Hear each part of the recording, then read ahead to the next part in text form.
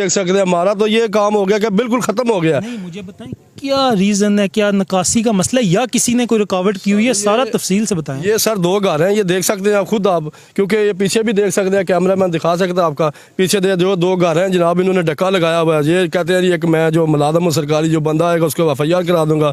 दूसरा अखबारी नुमाइंदा जनाब कह रहा है मैं नहीं इधर से गुजरा। नहीं, ये जो सिर्फ यहाँ पे नहीं है, हमने तकरीबन 1 किलोमीटर का सारा कवर किया, वहाँ पे ये तो 2 घर हैं, इसके अलावा जो है क्या निकासी नहीं है, उसकी वजह से ये मसाइल। निकासी तो पानी को तो बिल्कुल इशू ही नहीं ना, इधर पानी तो खड़ा है, जिधर खड़ा उधर खड़ा ही है।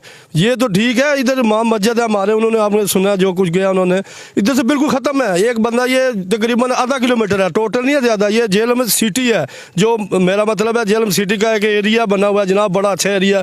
पार जो है बना हुआ है, इधर बना कोई नहीं है।